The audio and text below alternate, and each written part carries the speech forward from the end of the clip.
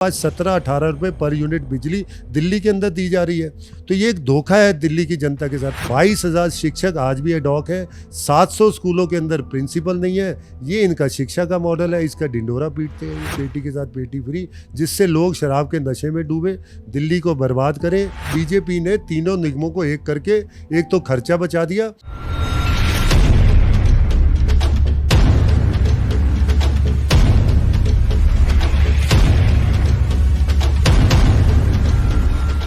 नमस्कार, मैं हूं आशीष दुबे और आप देख रहे हैं द न्यूज़ 15। इस वक्त हमारे साथ मौजूद हैं संदीप कपूर जी, जो कि निगम पार्षद हैं कृष्णानगर के।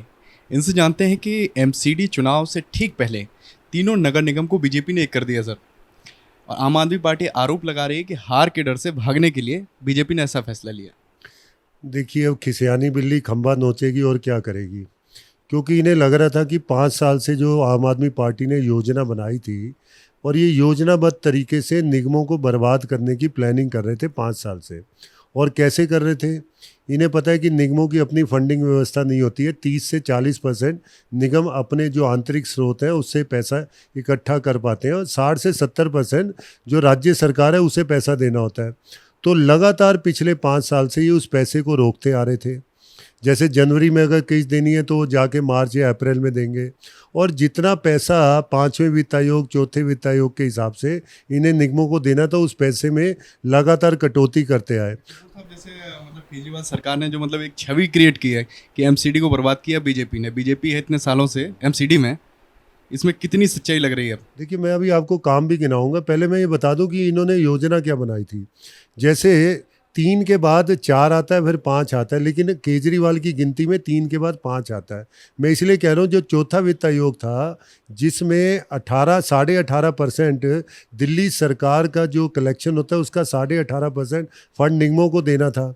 इन्हें पता लग गया अगर 18.5% दे देंगे तो निगम अपनी तनख्वाहें तो समय से देंगे, डेवलपमेंट के बहुत सारे काम भी करेंगे, जनता में अपनी साख बनाएंगे। तो इन्होंने चौथे वित्त आयोग को लागू ही नहीं किया। अगर पूर्वी दिल्ली नगर निगम की बात करें तो 3,000 करोड़ रुपया तो इसी का शॉर्ट हमें दिया।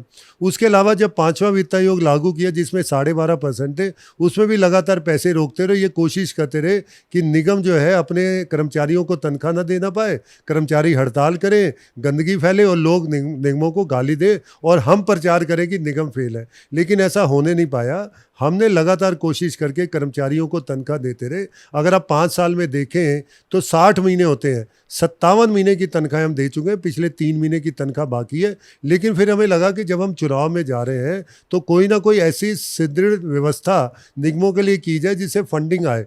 तो इसके लिए जो है वो बीजेपी ने तीनों निगमों को एक करके एक तो खर्चा बचा दिया, उसके अलावा ऐसी व्यवस्था की अगर फंड की कमी हो तो केंद्र सरकार डायरेक्ट निगमों को दे सके। तो एक व्यवस्था बनाई गई है। इससे इन्हें ये हो रहा है कि जो 5 साल की योजना थी वो फेल हो गई केजरीवाल की। जनता को समझ आ गया कि फंड नहीं देने का क्या रीज़न था। अब जब फंड आएंगे, तनख्वाह भी दी जाएगी, डेवलपमेंट के काम होंगे, तो केजरीवाल की योजना फेल हो गई। आम आदमी पार्टी का कपूर साहब कहना है कि एक तो हार के डर से लिया और दूसरा अंतिम मौके पर ये फैसला दिल्ली पे थोप दिया गया। अगर आपको ऐसा करना था तो दिल्ली की लेजिस्लेटिव असेंबली में, विधानसभा में पास होता बिल, उसके बाद लागू। ये लोग क्या चाहते थे कि ये जो 5 साल के चुने गए हैं भारतीय जनता पार्टी के प्रतिनिधि, इन्हें बीच में ही हटा दिया जाए। क्योंकि अगर आपने मर्जिंग करनी है उस व्यवस्था को तो या तो शुरू में होता है या आखिर में होता है। अगर 5 साल का पीरियड था तो उसके ख़त्म होने के बाद नई व्यवस्था आएगी जिससे नए चुने निगम पार्षद जो है वो नई व्यवस्था से चले। तो भारतीय जनता पार्टी ने जो 5 साल का कार्यकाल था पार्षदों का, वो पूरा होने पर ही काम किया और वही ठीक है। ये चाह रहे थे कि पहले कर दें। जो पॉसिबल जिस समय काम होता है तभी होता है, इनके चाहने या ना चाहने से नहीं होता। केजरीवाल जी के सबने एक बड़ा ऐलान और किया है कि अगर एमसीडी में बीजेपी जीत गई इस बार तो राजनीति छोड़ देंगे। तो राजनीति छोड़ने के लिए केजरीवाल जी तैयार है।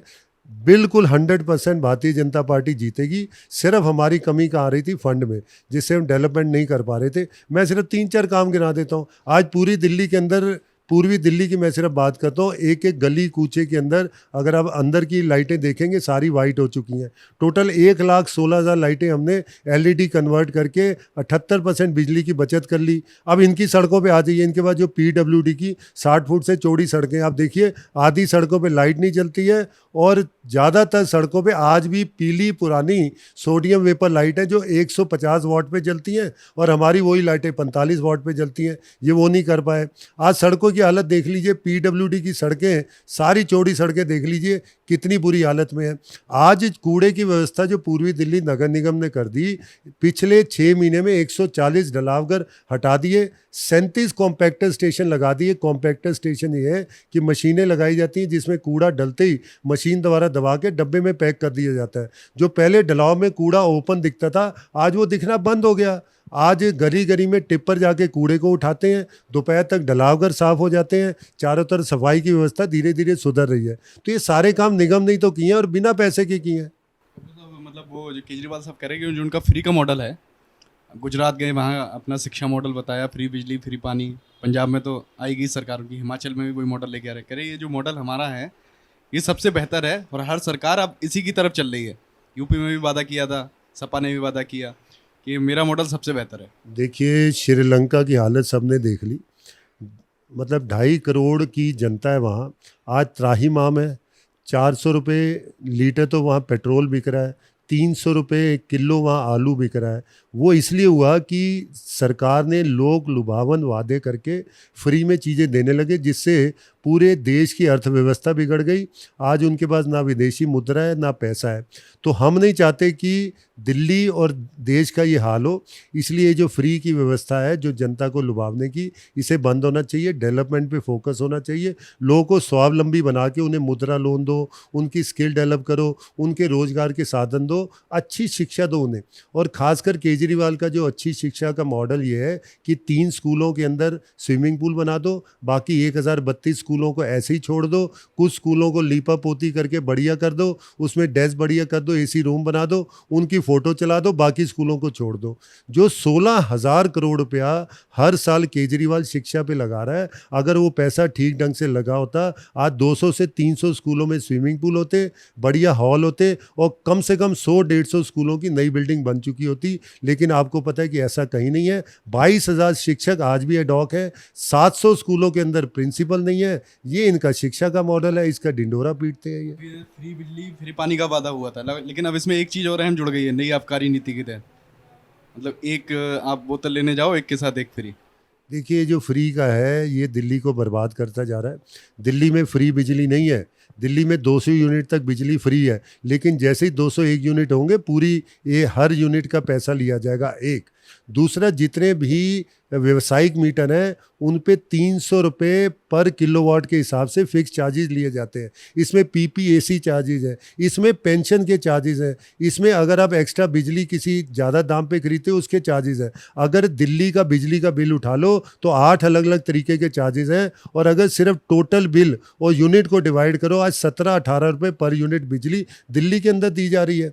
तो ये एक धोखा है दिल्ली की जनता के साथ। पानी कौन सा फ्री है? 20,000 किलो लीटर पानी बोलते हैं, लेकिन दिन में 1 घंटे भी पानी नहीं आता, वो भी गंदा है। हमें मोटर चलानी पड़ती है जिससे पानी का प्रेशर बना के टंकी में डालते हैं, उसके बाद आरओ लगाना पड़ता है जिससे पानी को साफ करते हैं। तो पानी फ्री कहाँ से हो गया? कहीं कोई फ्री नहीं है, लेकिन एक धोखा है, एक तिलिस्म क्रिएट किया गया है एडवर्टाइजमेंट से, और वो धीरे धीरे टूट रहा है। जैसे 3 राज्यों में, उत्तर प्रदेश में 0.38%, उसके अलावा सारी जमानत जब्त, और उत्तराखंड में देखो वहाँ 3.38% मिला, और वहाँ भी 70 में से 68 जमानत जब्त हुई। तो लोग पहचान रहे हैं गोवा के अंदर भी ये फेल हो गए, और ये जो इनका फ्री का मॉडल है ये फेल होने वाला है आने वाले समय में। जिन भी राज्यों में चुनाव आप देखिएगा, ये जमानत जब्त पार्टी के अलावा कुछ नहीं है। ये फ्री शराब भी काम नहीं करेगी जो पेटी के साथ पेटी फ्री बांटी है। देखिए ये तो मतलब दिल्ली को शराब में डुबोने का इन्होंने एक तरीका निकाला। जहाँ पहले मॉल्स और कमर्शियल लोकेशंस पे दुकानें होती थी, जिसने शराब लेनी थी वहाँ जाके लेता था। आज गली मोहल्ले में शराब की दुकानें खोल ली हैं। उसके साथ लोगों को लत लगाने के लिए फ्री, एक बोतल के साथ एक बोतल फ्री, एक पेटी के साथ पेटी फ्री, जिससे लोग शराब के नशे में डूबे, दिल्ली को बर्बाद करें। और एक्साइज में इन्हें ज़्यादा से ज़्यादा पैसे दें, ये एडवर्टाइजमेंट पे लगाएं, दूसरे राज्यों में जाके प्रचार करें। लेकिन ये मॉडल जनता की समझ में आ गया और ये फेल है इस समय। सर मतलब अब आने वाले वक्त में एमसीडी चुनाव होंगे तो बीजेपी की जीत आपको तय दिख रही है? देखिए, जनता को हमने एक सलूशन दिया है। कम पैसे के अंदर बिजली व्यवस्था से लेके कूड़े की व्यवस्था से लेके सड़कों को साफ करने की व्यवस्था, शिक्षा की व्यवस्था, और ख़ासकर गाज़ीपुर का जो पहाड़ पिछले 35 साल से खड़ा था, वहाँ 9 लाख मीट्रिक टन कूड़े को साफ किया। आज 28 मशीनें लगी हैं। तो ये सारी नई व्यवस्थाएं दी हैं कम पैसे में। लेकिन अब आने वाले समय में केंद्र सरकार भी फंडिंग देगा, राज्य सरकार का भी पैसा आएगा, ज़्यादा डेवलपमेंट होगी और भारतीय जनता पार्टी दिल्ली को एक स्वच्छ और सुंदर राजधानी बनाकर ही मानेगी। और आने वाले समय में जनता भारतीय जनता पार्टी को दोबारा से एमसीडी की सत्ता में लाएगी, ये हमारा पूरा विश्वास है। ये संदीप कपूर जी थे कृष्णानगर के पार्षद। इनका साफ कहना है कि बीजेपी का जो विकास का मॉडल है उस पर जनता को एतबार है और जनता इनके साथ है और आने वाले वक्त में एमसीडी चुनाव में इसके नतीजे भी साफ तौर पर बीजेपी के पक्ष में देखने को मिलेंगे। फिलहाल इस वीडियो में इतना ही, लेकिन देश दुनिया की तमाम बड़ी खबरों से रूबरू होने के लिए देखते रहिए द न्यूज़ 15।